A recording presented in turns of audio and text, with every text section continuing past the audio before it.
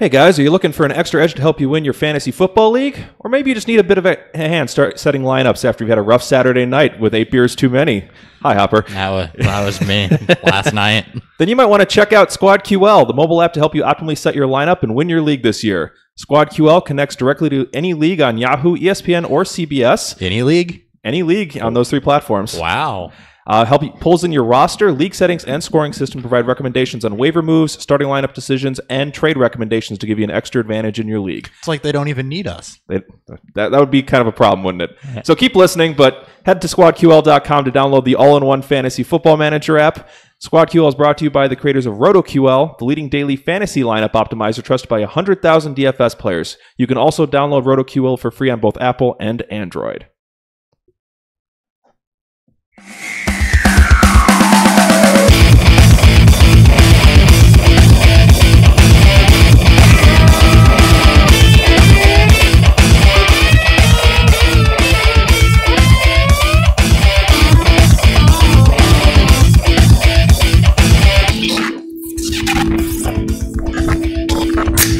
And welcome back to Beer Fueled Fantasy Football, guys. We're in the black finally. Thank you said they were in the block? We're in the black. We're in the black. We're in the black. Thank you, Squad QL, for being a first sponsor we've had on an episode yet. We got advertisers. They believe in us. Yep. More than What the fuck is wrong with people? Yeah, more than we believe in ourselves. So thank you, Squad QL, for sponsoring the episode. I think we're going to have them on for the next 6 weeks, so we'll keep dropping more promos for them. Check us out on Twitter as well. Beer Fueled FF will be tweeting out some information there if you guys want to learn more about the platform. But as always, the 3 of us are here. I'm Nick Sparts. We got Dan Thury across the table from me. Yeah, Theory BFF. What's up, guys? And to my left, Christopher Hopper, riding the struggle bus. At Hot BFF with TPs. I need to give a public apology because I'm sure he's listening. I don't know what I did, but apparently a live studio audience had to apologize to a Steak and Shake waiter for me last night. And so just sorry to that guy for being drunk. For things. Yeah. Another big question. Did you get another 7x7 with bacon? I did, but I didn't finish it. I remember not finishing it, and I don't remember why I was upset.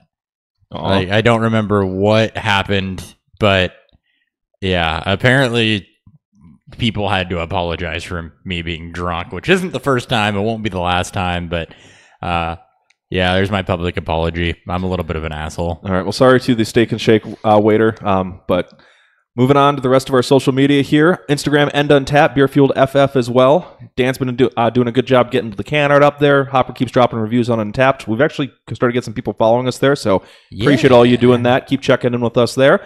And then if you want to see us on video, Beer Fueled Fantasy Football for YouTube, and that's also if you want to follow us on Facebook.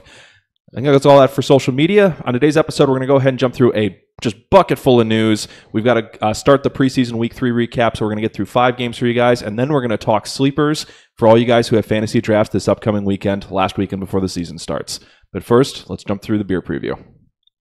Beer Fuel. Episode 161, and I still try to do news before Beer Fuel. Yep, every single time. It happens. So, fueling us today, we've got Cowbell Cream Ale out of St. Paul, Minnesota from Urban Growler Brewing Company, a relatively smaller company outside of there. Dan was nice enough to pick him up when he was up in Minnesota getting his car fixed. I don't want to talk about it. Wait, you got your car fixed? It was right before we left. I had to find out my brakes were a lot worse than what they were. So I'm going to drop some coin of things that I don't have. It's a tough break. Yeah. He had to lose some cash money. I'll give you that. But this is their first time on the show, as I mentioned, based out of St. Paul, Minnesota. I forgot we were doing a beer preview. Hey, at least one of us is keeping track of where we're at. Clocks in at 5.2% ABV, and we'll give you a full recap of what we think of the beer once we're done with the preseason recaps. News.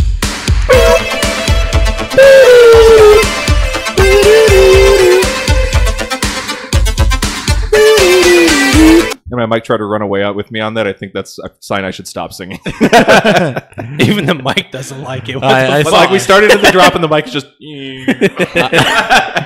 I saw the compliments on our singing along, so I felt like I should... I had to at least do it this episode. Yep. All right. Coach Hugh Jackson says X-rays on Tyrod Taylor's hand were negative. Apparently, he only suffered a dislocated pinky somehow. On his non-throwing hand. Yep. It looked like his wrist shattered, so...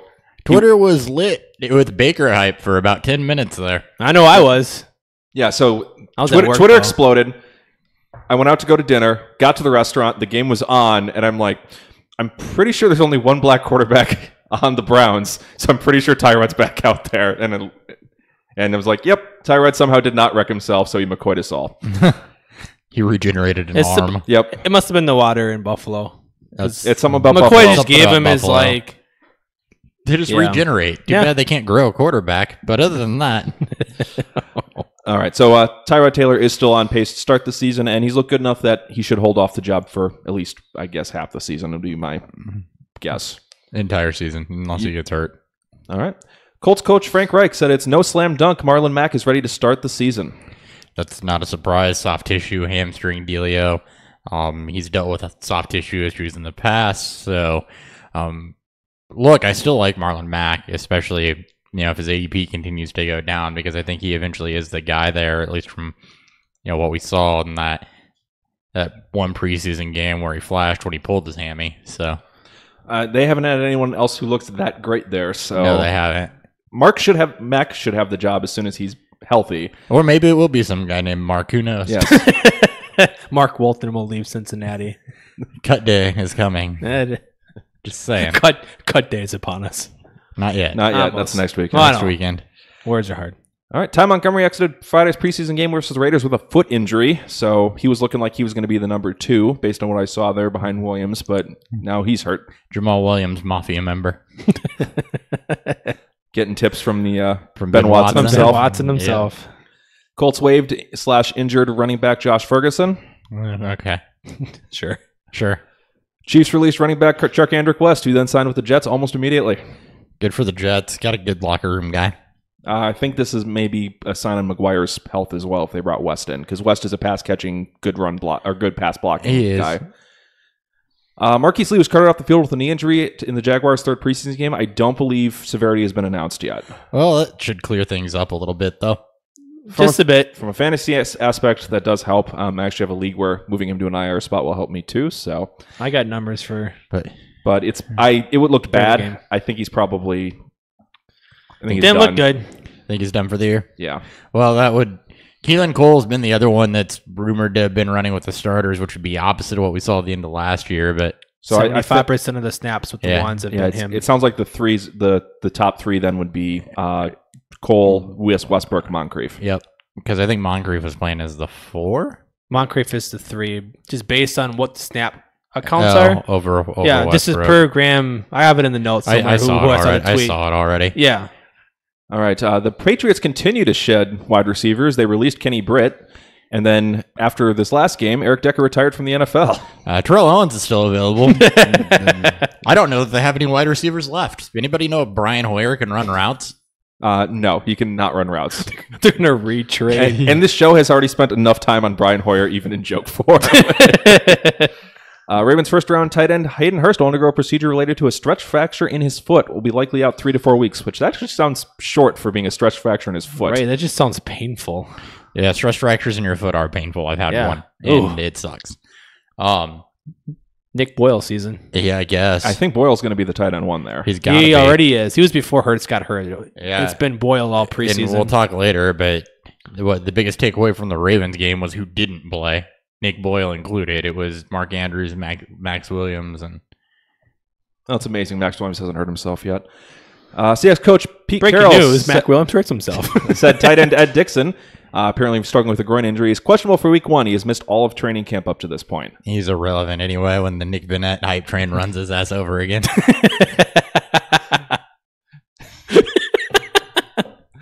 All right. Former Dolphins tight end Julius Thomas announces retirement from the NFL after 6 seasons. There was about 2 magical seasons there with Julius Thomas, and it was fun while it lasted. He's going to go back and get his PhD in psychology, he said. And then That's awesome. He wants to study CTE. He wants to study CTE. So Good for him. Yep. And then last note here is several sources told ESPN's Todd Archer that Cowboys center Travis Frederick's battle with, I think it's Guillain-Barré is how it's pronounced, syndrome could cost him multiple weeks of the season, if not the entire season. Damn it, Archer!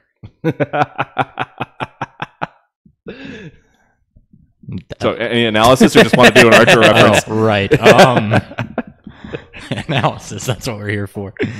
Not real. I mean, you lose a center that's gonna impact Dak. That's gonna impact Zeke. How much? I don't know. He's an incredible lineman, though, so that's a blow that I think is gonna be felt a little bit more than what people realize.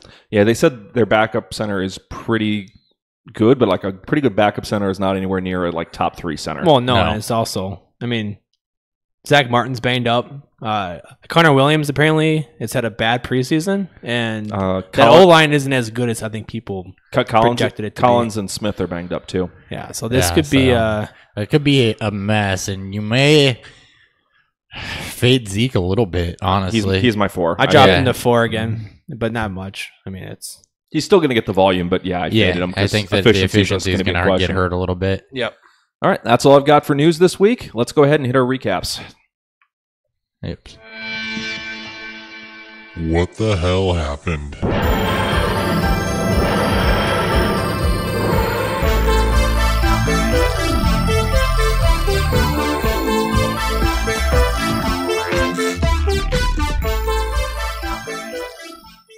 All right, and unless your team is the LA Rams, we at least get to see some starters in preseason week 3, so it tends to be the most fun of all the weeks, though I think we all got at least a couple games that were stinkers in, this week. A lot of mine or the Baltimore Ravens, or this game we're about to talk about. I thought the Bears weren't playing starters either. So. All right. Well, the Rams have played no starters all preseason. Yeah, so that's going to bite them in their ass. I think it will, too. So Eagles at the Browns to kick us off. Browns win this one 5-0. So holy shit! What was this game? A hockey game? So congratulations on the shutout there. Who's the main starting pitcher for Cleveland? Something. I don't know. Corey Kluber. So Kluber with the shutout on the Phillies. Yes. All right, Tan, what happened in this game? It was fucking gross. So the first team offense for the Eagles had 4 turnovers. 3 of them were by Nick Foles, and if you can probably guess who fumbled the football for them, Matt Jones is the correct answer. Well, I believe he will be in our Cut Down Spectacular episode. I didn't even get a chance to guess. I know. Anyways, so going with the Eagles, who didn't play Ajayi, Clement, Jeffrey, Aguilar, and Wentz.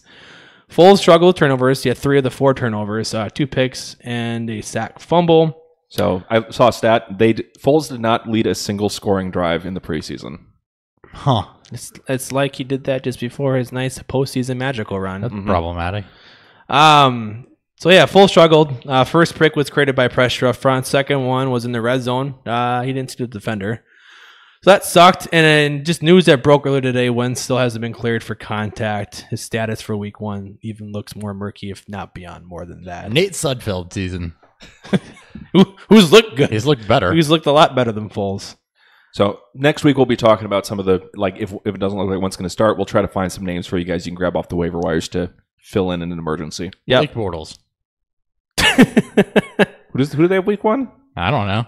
It's just throwing the name. We'll let you know week 1. I'll let you know when we get there. So moving on to the running backs, Smallwood got the start with the absence of Ajayi and Clement. Smallwood looked okay. The O-line blocked a lot better for him than the passing game, so he was able to find some running lanes. As I mentioned, Matt Jones had another fumble. He'll be cut. Receivers, DeAndre Carter had 6 targets with the first team, with all those guys sitting. Sheldon Gibson and Mike Wallace also rounded out the first team receivers. Gibson had 4 targets. Mike had 2. So Carter is a guy that made some plays throughout the game. Not much else there. As for tight ends, Ertz and Goddard both got 5 targets. Ertz came down with 4. Goddard came down with 2. Ertz got all of his targets on that first drive. There was movement.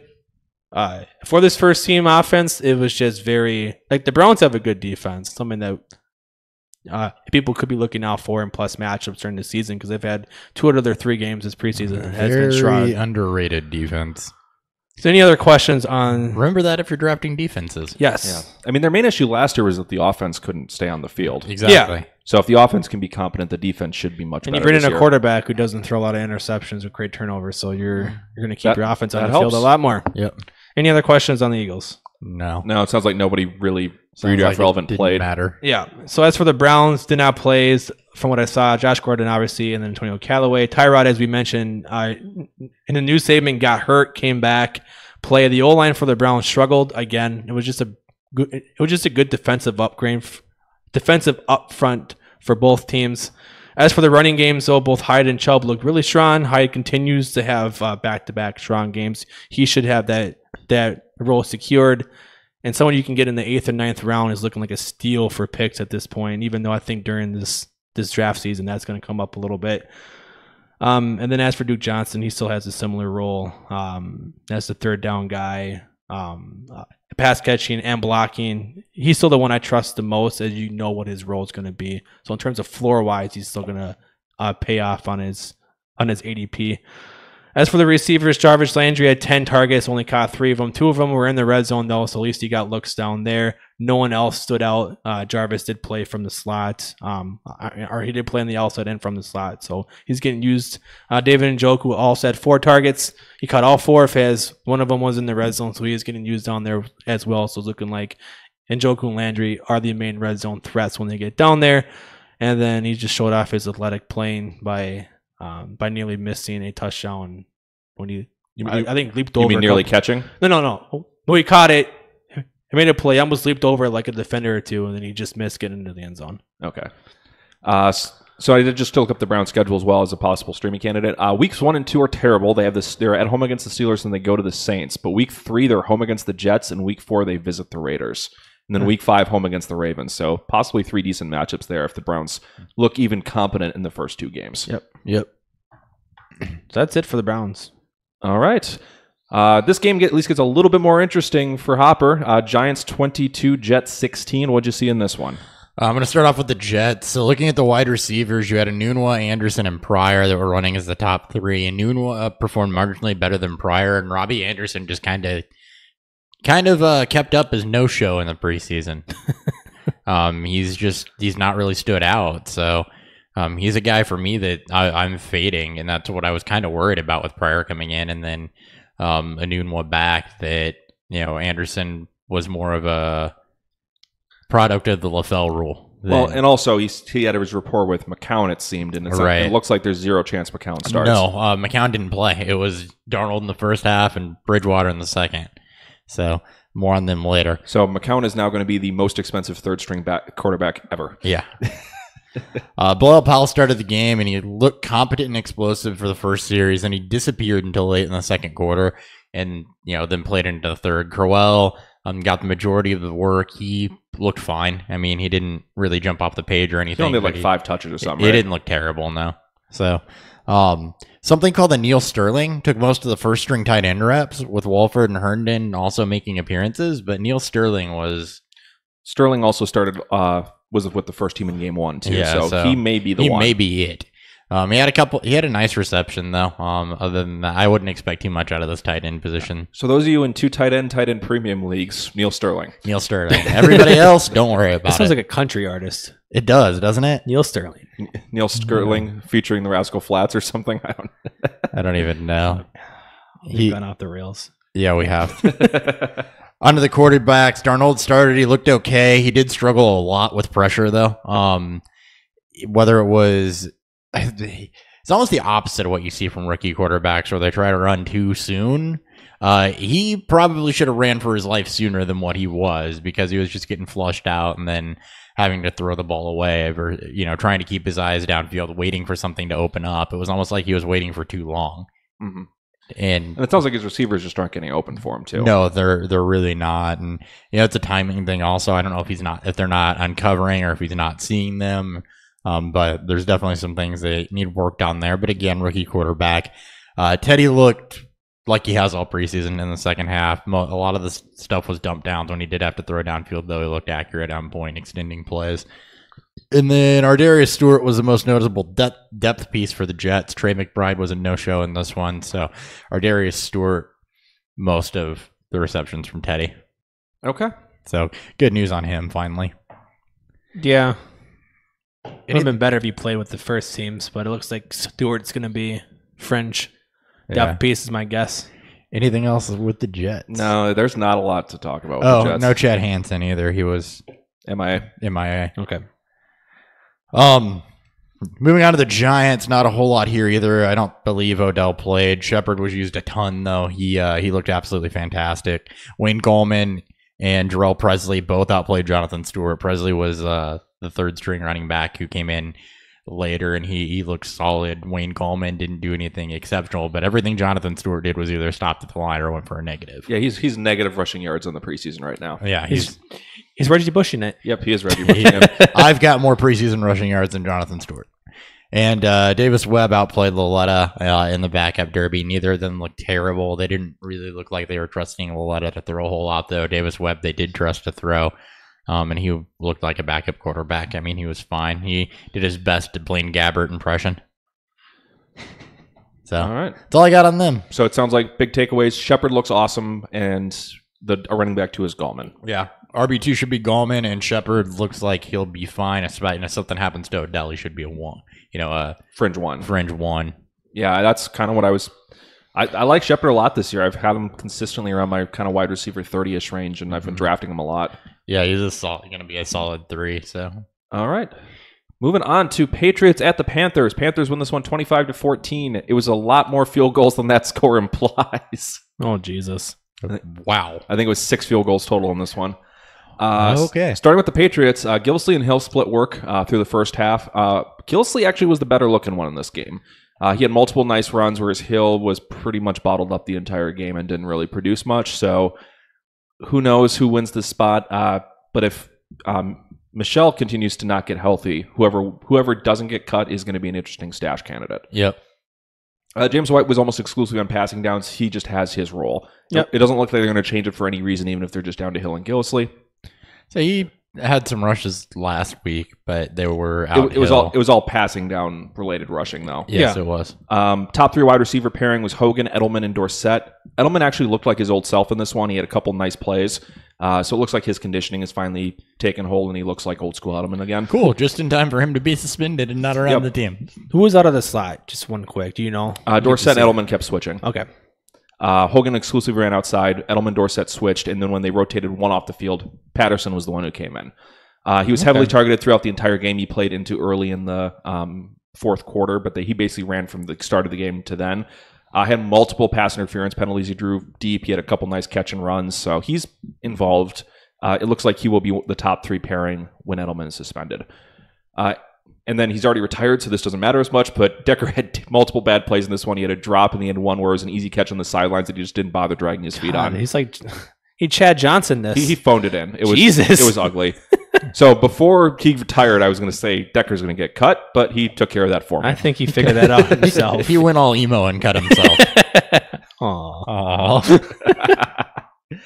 Cut from the team. He cut his life into pieces. That was his last All right. resort. Any more questions on the Patriots? Brady looked great, of course, and Hoyer did not.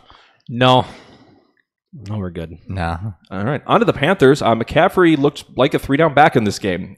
He was the only guy on the field until late in the second quarter. I legitimately cannot move him up anymore. So I've seen people have him in their top 10 now. well, that ain't gonna happen. He's my 11. And I'm not moving him. He's my 13, and I don't think he's not going running higher. back 11.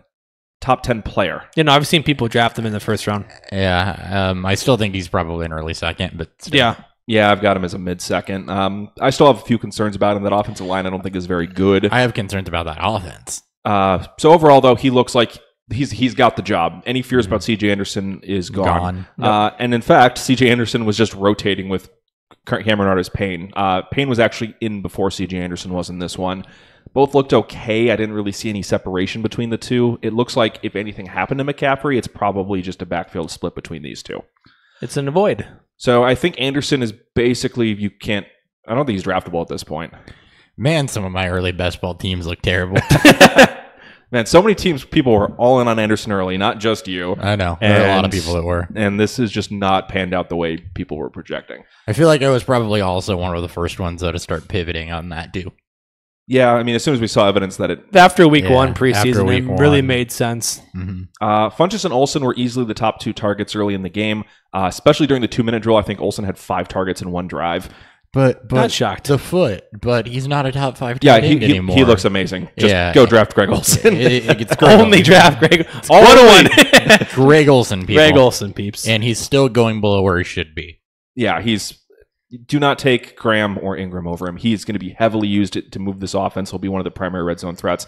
And Funchess looked like he is the true one still. Moore was actually playing into the fourth quarter in this one when the other players were rotated out at halftime, and he was very quiet in this game. So Moore has definitely not pushed Funchess out of his spot. Did Funchess look okay? Funchess looked fantastic. He had a couple really nice plays. Moore's 21 years old, super athletic. His route tree still needs to be rounded out, but he's still a good route runner. He's still learning, so don't get all discouraged if you drafted more in your rookie drafts and he hasn't there's a reason why he was the 101 or he was the wide receiver one for most people. I expect we'll see flashes early, but I don't expect he'll be startable until at the earliest, probably second half of the season. Yeah. So I probably would not draft him. I'd look to maybe either try to buy low later or see if he gets dropped. He'll probably get cut at some point. In fact, I don't think there's a rookie wide receiver outside of like a super deep league I'm looking at drafting. I'm Gallup by like a decent amount, but not. He's a double-digit round guy for me. Like I don't mind Christian Kurt. He's the 2 there that could see some He's work. Another double-digit round guy, though. Yeah, exactly. Like these guys are not drafted before round 12. But in most of the leagues, they're getting grabbed before I'm even considering them. So yeah. At this point, I'm just kind of out on the rookie wide receivers. Any more questions on the Panthers? No. Oh, Graham Gano looked awesome. He hit 2 that were over 50 yards. Okay. Kicker news. Kicker news. You're at Beerfield Fantasy Football. We do support kickers. We're very, very for the brand here. I should have worn my Justin Tucker jersey. Damn it. You messed up. You live and learn. You'll have more chances. Dan, you have Seahawks at the Vikings. Vikings won this one 21-20. This was a more entertainment game in the fourth quarter when everything kind of came together. But as for the first team offenses, we'll start with Seattle. Penny obviously didn't play. Lockett and Baldwin I did not see out there. Baldwin's not going to play at all. Yeah. So not surprised there. Wilson looked like Wilson. He came out and said that the O-line played better, and he actually quoted saying that he felt like he had all day to throw. I don't know if that's more of just Mike Zimmer doing, dumbing down the defense for this game, but the offensive line looks to have gotten better. This comes to my next point. Chris Carson is the lead back here. If there was any concern, for some reason, he is the lead back here. None from me. Nope.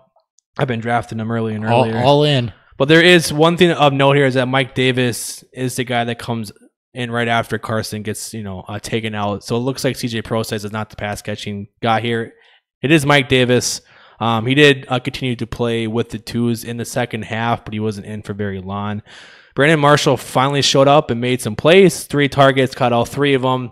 Preseason standout for the Seahawks, David Moore, had 4 targets. He only caught 1, but it was a 36-yard touchdown reception where it looks like the secondary has some miscommunications and he got behind him. He also had a 75 punt return for a touchdown. They got called back. And then tight ends continue to get underused. Vanette had 1 target this game, 3 over the last 2. Wilson just doesn't target his tight ends consistently enough.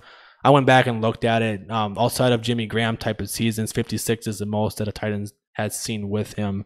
So while I love Vanette as a 2 tight end type of stash, I don't know if it's much of a redraft 1 tight end type of thing here if he's not getting the targets to produce. Any comments?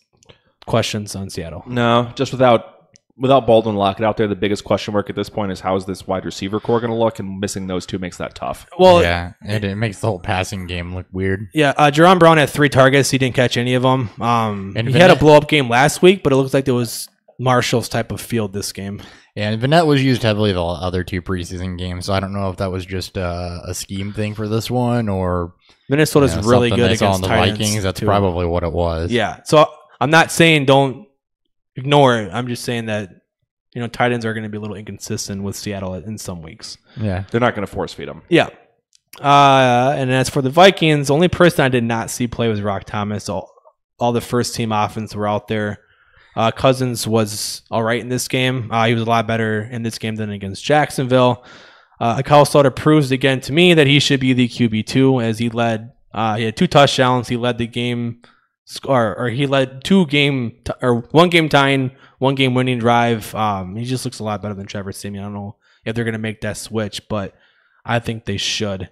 As for the running backs, Cook only saw a couple snaps. I think he 1 carry, 1 target. Thomas was hurt. Oh, Thomas was hurt. Okay. Mm-hmm. Cook saw just a couple of snaps. I think he had 2 carries. Then he had 1 screenplay that got blown up before throwing to him.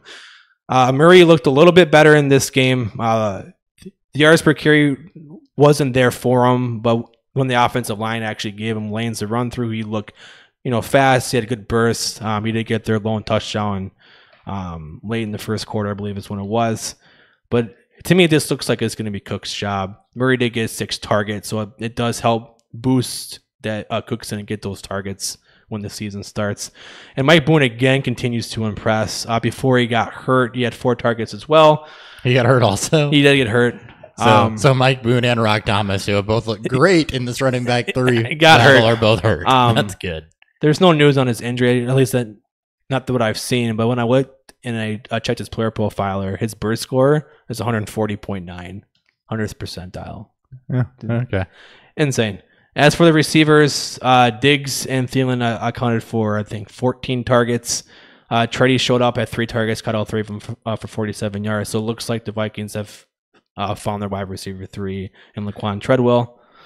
Diggs was just a monster in this game. There's been highlights showing at least that spin move he made, and then the back shoulder throw from Cousins gets a lot of hype. And then somebody named Chad Beebe was the monster on their go-ahead touchdown drive. I think he had a nice punt return.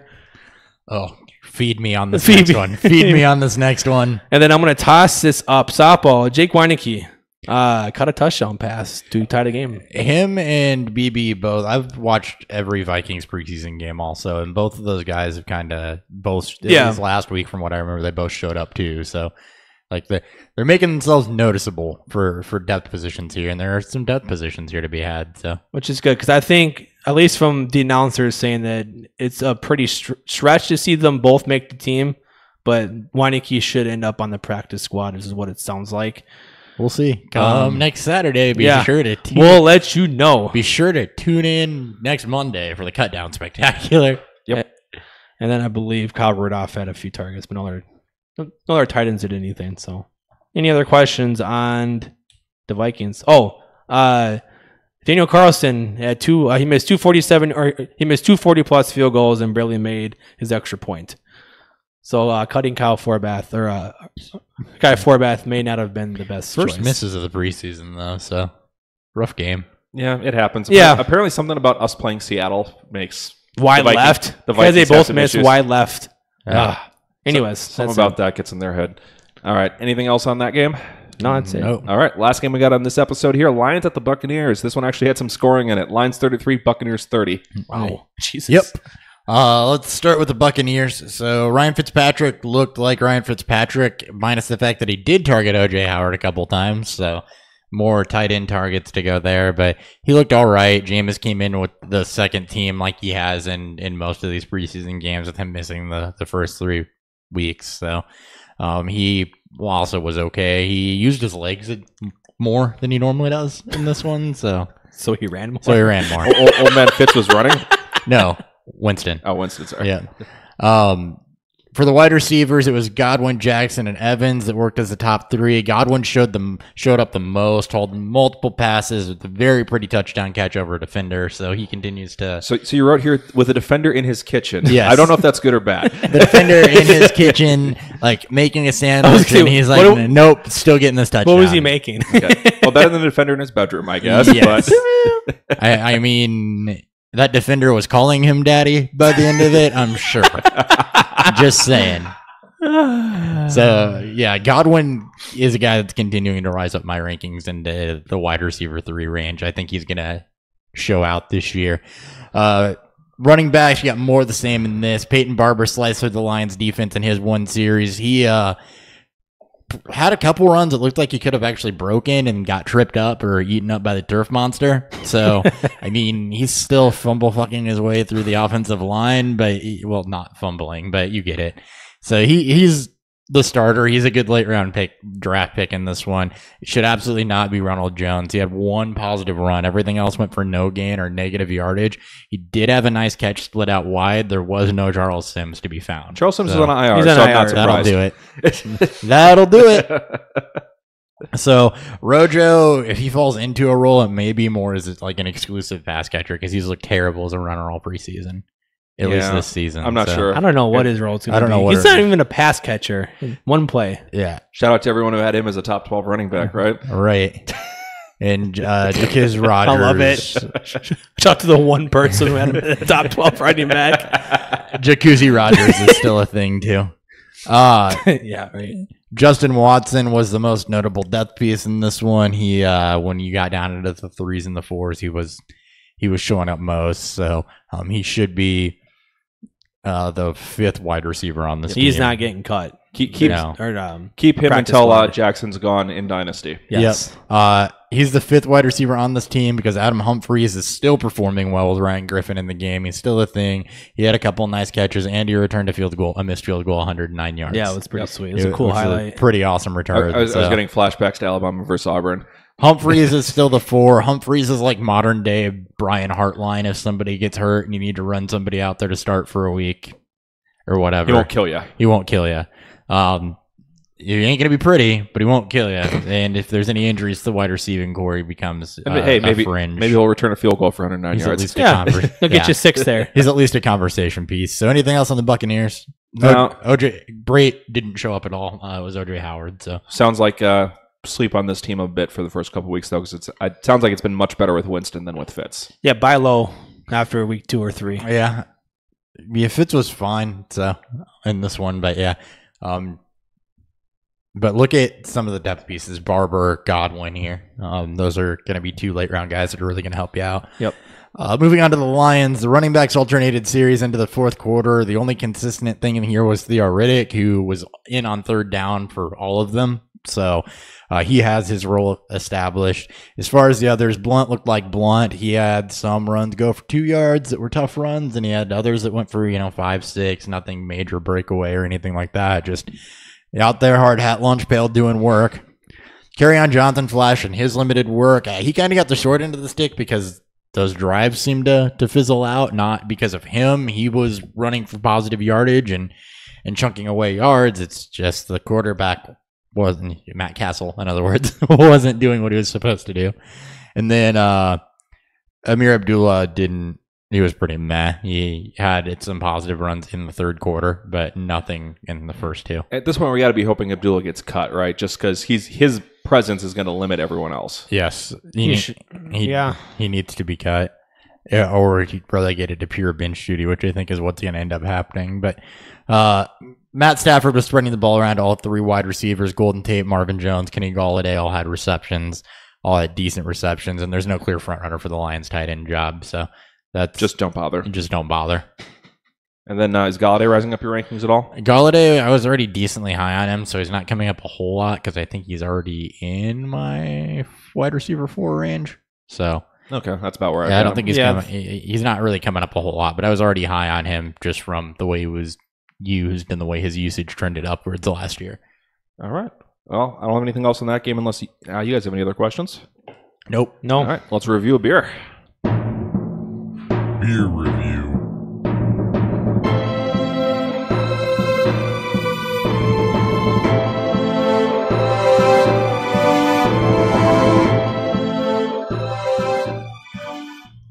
So what'd you guys think of Cowbell Cream Ale by Urban Growler Brewing Company out of St. Paul, Minnesota? It's a very solid cream ale. Just like most cream ales, you got a light body, really basic flavor. Not a ton going on in this one. A little bit of an aftertaste. I can't really put my finger on what it is. It's almost like a mild hoppiness. It's a little Weedy skunky. almost. I don't know. It's very mild though. Yeah. Like, I was gonna say I'm mostly getting a lactose. I'm not getting any hop on my aftertaste. Yeah, there's a little skunk or something at the end for me. Just a little bit. Not harsh by any means. Very creamy finish though. It's solid cream ale. yeah, it's going to be your basic, if you're trying to get into more of the craft beers, this is a good start for it. It's not going to kick you in the teeth with anything. As Hopper said, it's got the light body. It's got the cream throughout the drink. As for me, it did finish a little bit with the skunk on the aftertaste, but it, just like Hopper said, everything's very mild. Oh, it's the corn. They have maize in here. It's the corn bill. That's what I get at the end of it. Okay. It's like a wheat finish almost. Yeah, it's like now that I read that and it says that it's got maize in it. Yeah, there's a little bit of corn at the end of it. That's All right. what I taste. Yeah, it's not anything real super exciting, but it's definitely a very, very solid beer. So if you're into cream ales at all, this is just a great example of it. If you're interested in trying one and don't want to get something too crazy for your first one, this would be a great one to start with. Yep. Kind of similar to what, Sun King, I'd say. Yes. Yeah, Sun King. Yep. Yeah, they're cream ale. Yeah. So yeah, go ahead and give this a check out if you want to check out a cream ale here. If you're up in the Minnesota area, I know we have a decent number of listeners up there in the northern Midwest. So go ahead and check them out. So Urban Growler, glad to have you guys on the episode here. Anything else you want to talk about before we hit sleepers? Nope. Let's go sleeping. Sleepers. I should have sped this up. That's my one regret.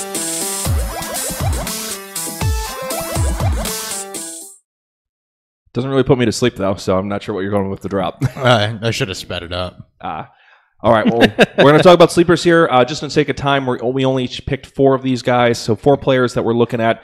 And as I said in our bad fantasy advice episode, we are going to put a definition on it. So these are guys you can grab rounds 12 or later in your fantasy drafts. Per FF Calc's ADP, because I think we all just used FF We Calc. all used FF Calc. I didn't even put where I went, because once I saw you guys used FF Calc for everything, I was like, okay, I'm just going to do the same thing. Makes sense. No reason to go anywhere else. So these are all guys you can grab there that could return value on your fantasy season that are not heavily targeted by people. So none of this like, hey, he's a sleeper and he's going in the 6th that they see some other places. Those are values, not sleepers. Yep. All right, Dan, kick us off with your sleeper. I think we already mentioned him a few times. We talk about him almost every episode when we mention anything to do with sleeper, but it's Chris Godwin. I've been hyping him. He's one of my guys. I don't know how he's still round 13. Round 13, he's going 13-10? 12. 13-12 per FF Calc. When Godwin's on the field for over 60% of the snaps in this game, he's averaging 7 targets, 4 receptions, 72 yards, 0.2 touchdowns, over 16 games. Did you just steal that note from me? Nope. That's You said, I know. That's my normal note. So his 16 game pace would have put him at 115 targets, 67 receptions, just shy of 1,200 yards and 3 touchdowns, put him at 167 points, which would have been wide receiver 17, tied with Mike Evans. Godwin's a steal. He's a value play. He's been showing up this preseason. The coaches have been hyping him up. Everyone else is finally coming awake onto him, and hopefully you've been able to draft him early on. PFF graded him 81.9, 11th best last year. If I had to put kind of an upside on him, I would say that he could have similar productivity to what Juju did last year. So about 2 months ago, our friends over at Top 2 posted their hot takes tweet, and I put that Chris Godwin would have been a top 24 receiver. They kind of flamed it on the show because at that time no one was really high on him or anything like else. I thought I was a little high at top 24. I think top 30 actually isn't too underrated. Isn't that crazy to talk about anymore. Top 36 for third. Sure, yeah, for sure. 3. Yeah. So just something I've been. We're all on board with him. Exactly. Absolutely. No complaints there on that. Hopper, you've seemed to have started to hype up a guy I've been pushing up the boards here for a while. John Brown is going 1207, and he's a guy that has always had the talent, but he struggled with staying healthy. And I think the one positive on John Brown that's kind of changed my opinion, there's been no injury news with him this preseason. To me, that was huge. And you've seen him show out in preseason games. Him and Flacco seem to have built rapport. He's getting more hype around him than what Crabtree is. There's a chance he's the one. Yeah, he's put in more big plays than what Crabtree has. He's looked better than what Crabtree has. And then you're not getting much from Willie Snead either. So when it comes to how's this going to shake out, if John Brown is healthy, John Brown could be the wide receiver 1 here. So with it being Baltimore, they throw the ball a ton, and they don't have the reliable tight end to target anymore. So there's opportunity to be had. So, I mean, John Brown, if I'm putting a number on an upside, probably in that wide receiver 3 range, most likely.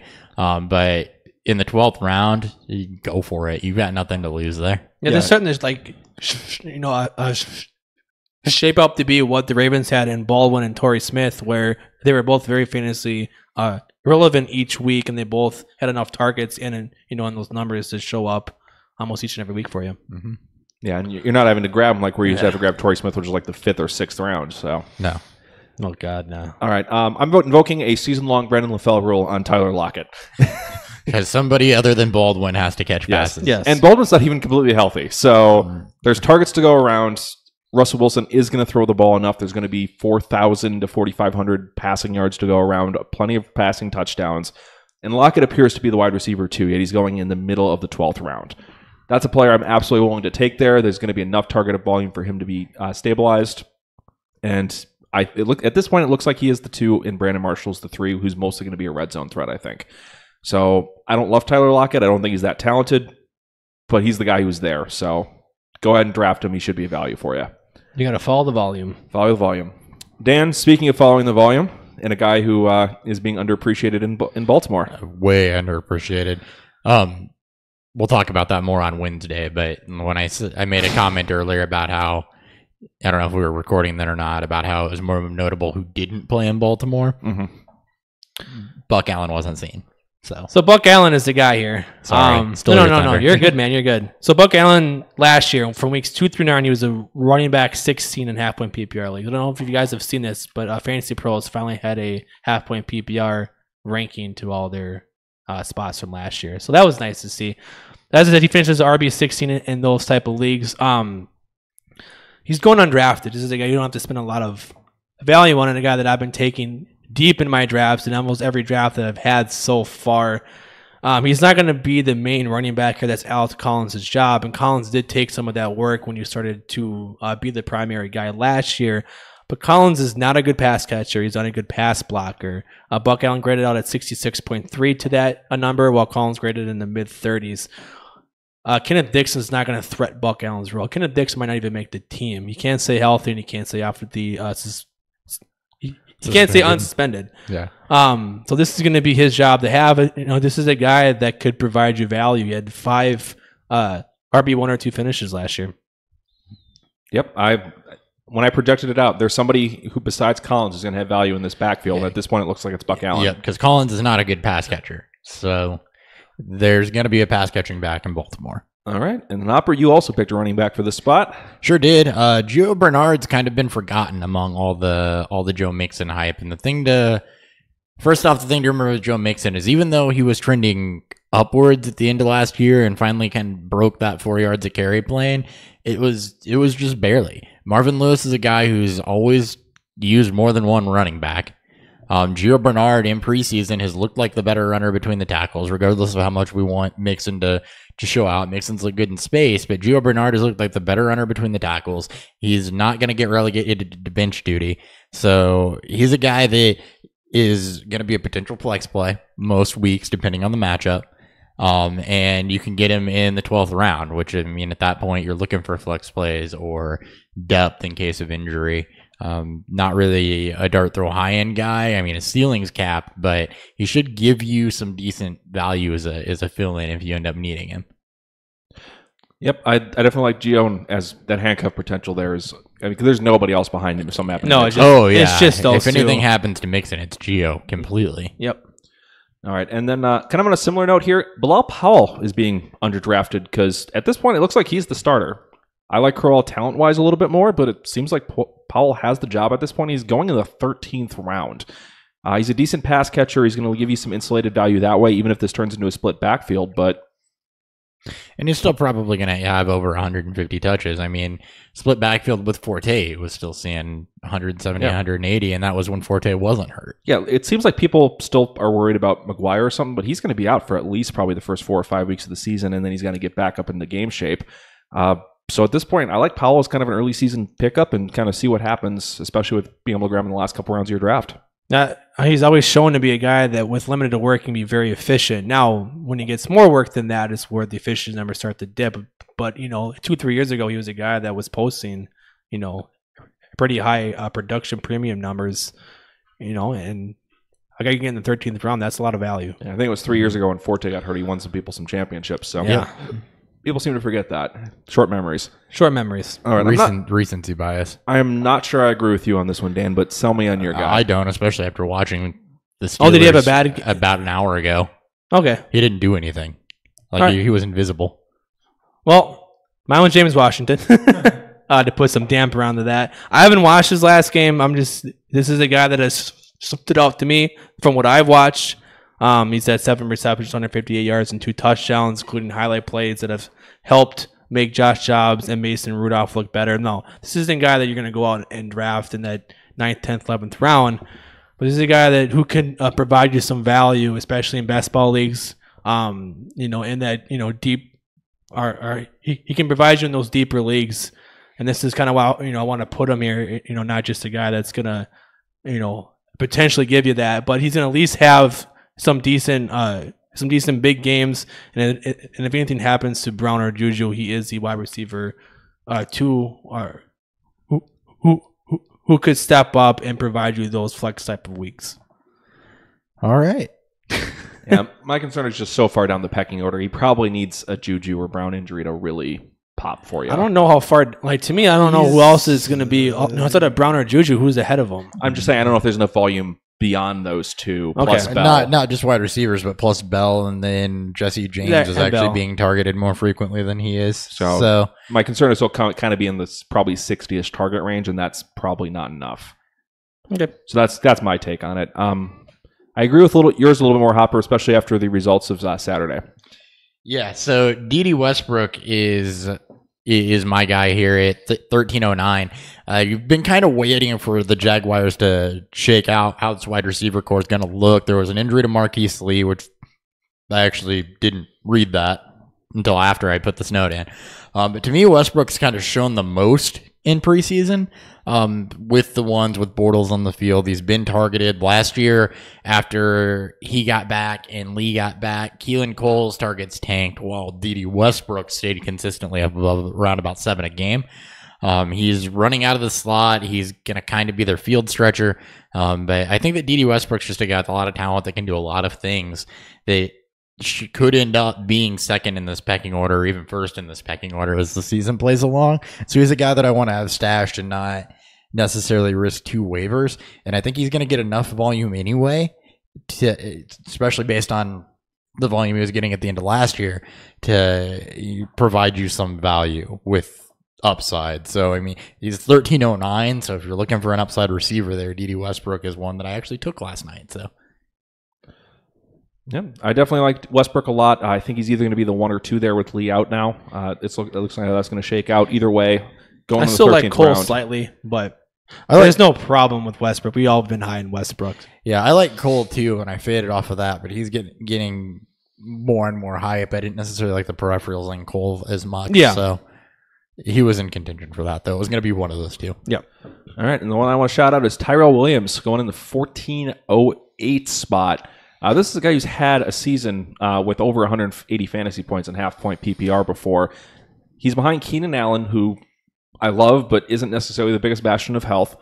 And then Mike Williams, who hasn't put it together yet and has only flashed kind of one play here so far in preseason. Tyrell still looks like he is the 2. He is the 2. And he should still get decent production, but he's going multiple rounds after Mike Williams is going. I think Tyrell's the safer player, and he's still got some decent ceiling to him. He's shown off as a deep threat. He should be there in all 2 and 3 wide receiver sets, get the majority of the snaps there. And I actually would take him over Mike Williams straight up right now. Same here. No argument from me. All right. Last sleeper we've got for you guys. Another rookie for Dan. Who are you kicking off here?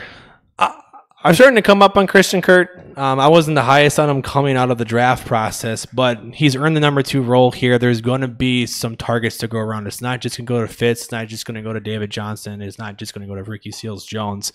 Bradford's a very, very accurate thrower, and Kirk kind of fits that mold for what he likes as a solid route runner who I'm assuming is going to play out of the slot, and they're going to kick Fitz inside. Maybe they're going to switch around a little bit. I just like him as that last kind of round play, a guy that could give you some of those floor games. And just like I said, he's not going to take the targets away from Fitz, but they're not just going to go to those guys. And this defense is still very wish-washy. There's going to be games where they're going to have to throw a bunch more. And if Bradford does get hurt, and we do see Josh Rosen, I've seen the rapport being built between Rosen and Kurt. I think all of Kurt's highlighted plays have come with Rosen. So at least there's been some connection built there. I mean, he's been getting the majority of his snaps with the twos throughout the preseason here. So that's not too surprising. That's mostly been with Rosen. Yeah. But it looks like he's got the number 2 job. It seems like he's jumped Butler and Chad Williams. Chad Williams looks like he's the 3 now. He is the 3, yep. Mm-hmm. All right. We have a kicker for a sleeper. Kicker.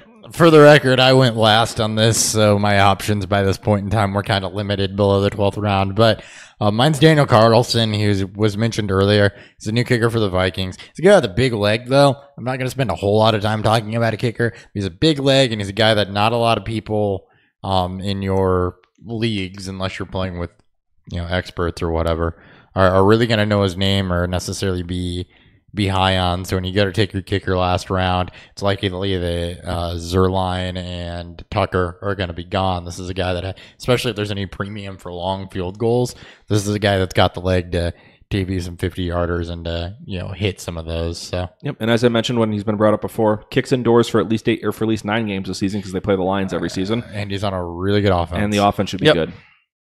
No arguments here. All right, and last sleeper I want to bring up is Jonathan Williams, who looks like he's locked down the number 3 job in New Orleans, which means he's going to be one of the 1-2 punch for the first 4 weeks of the season.